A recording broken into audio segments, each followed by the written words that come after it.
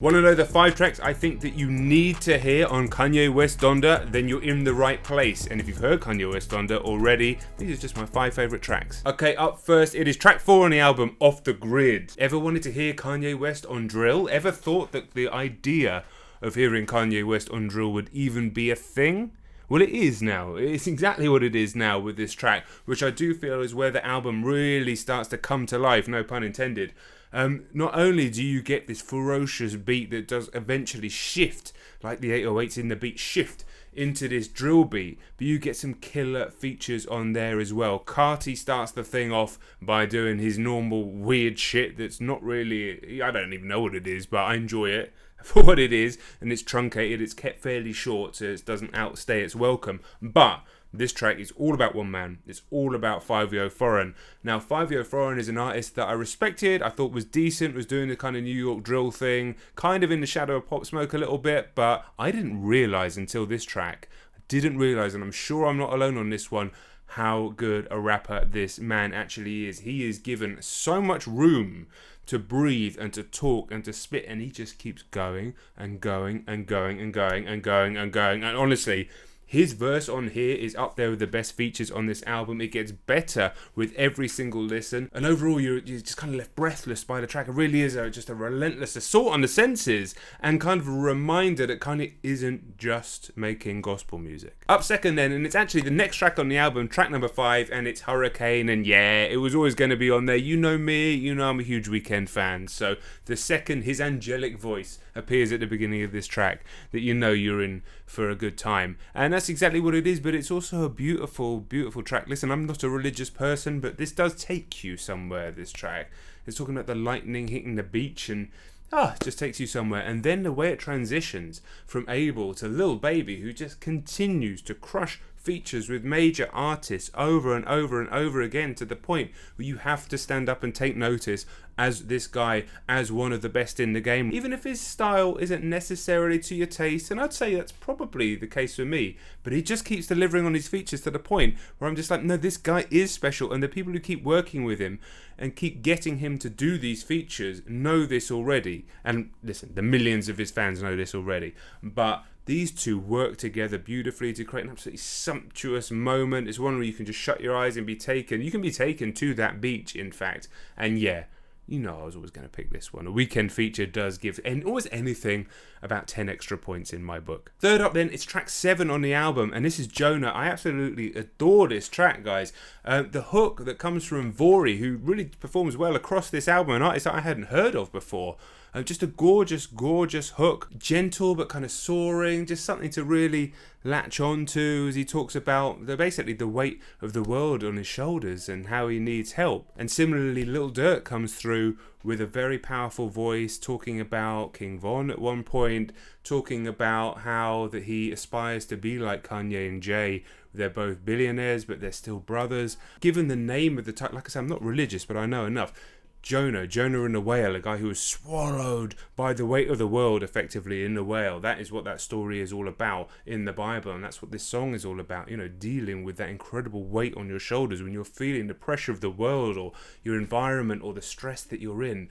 And then in this case, it's turning to God, and indeed the Bible as well, to kind of allow that weight to be taken off. But even if you're not religious, I think you can get a lot out of this song. I can't lie, this song's a little rough. It sounds almost a little bit like a demo. The production is a little bit all over the place, and it's perhaps not as clean as it should be, but you give it the benefit of the doubt, because I think mainly because of that hook. Just a gorgeous track, not one I've heard spoken about too much either. Alright, fourth up for me, and it is actually track 17 on this ridiculously long record, and it is of course Jesus Lord. From the second this starts, with the hook from Kanye West, with the amazing instrumentation, and then you just get one of the most powerful, one of the most introspective, one of the most sort of open and bleedingly honest verses we've ever heard from Kanye. And it really does, speaking about his relationship, his divorce, the stuff he's been going through, and you really do get left in this place where you're just like almost appreciative of the fact that he has been this open and honest with us. And remember, this is an artist who's been plenty open and honest with us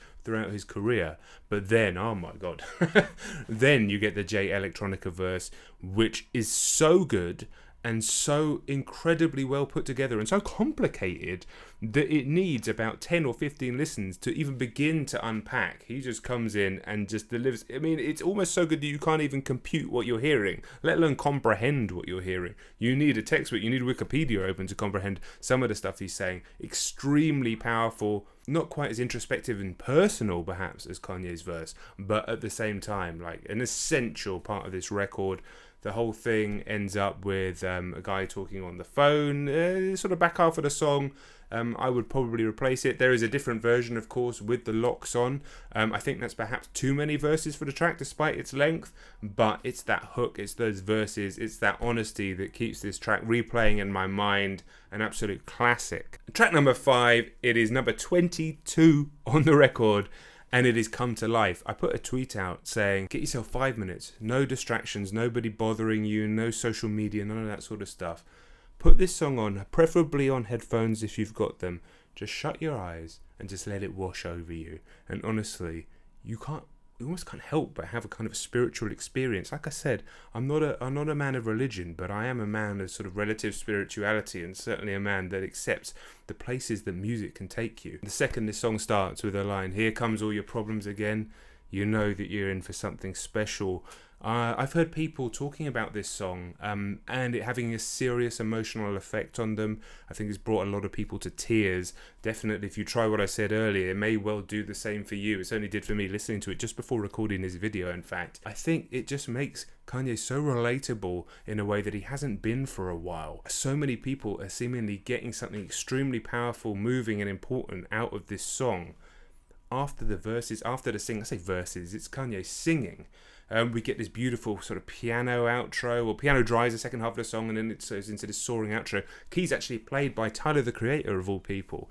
But yeah, it adds this kind of Springsteen element to the track, which just takes it to a different place, and a place that we've not really heard from a Kanye West song before. Kanye singing here, his voice, I do think Kanye has one of the best voices around. Now, that's going to sound a little strange because, I mean, he doesn't have a great singing voice in a traditional sense, in a technical sense at all. But think about all these people that have great technical voices, all the people we've heard on X Factor or American Idol or any of those programs, or people you maybe even just seen at a bar or something that can sing. Yeah, they can sing, but what are they saying and how are they saying it?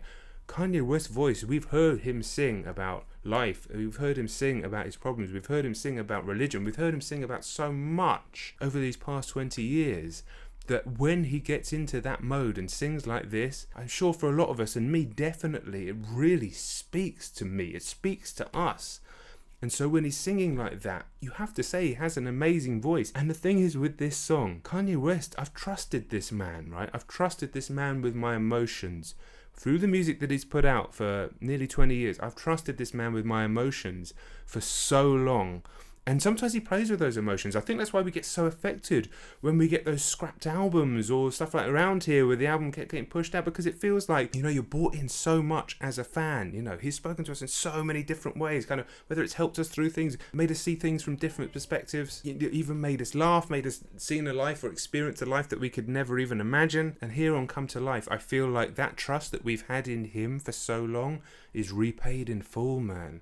Again, the openness, the beauty, the honesty, but it feels like this time he's really trying to give back to everybody that's listening, to make them feel a certain way, and that his experiences of, especially the last few years, what he can then give back to us on the track, and the more I listen to it, the more special I think it is. Guys, that is my 5 songs I feel you need to hear. Obviously, we need to give shout outs to some of the others. I can't believe Moon didn't make it. There's Heaven and Hell Jr., a bunch on there. But yeah, let me know what you add to your playlist. If you haven't heard the record, let me know what you're spinning if you have heard the record, and I'll catch you all very soon. All right, peace.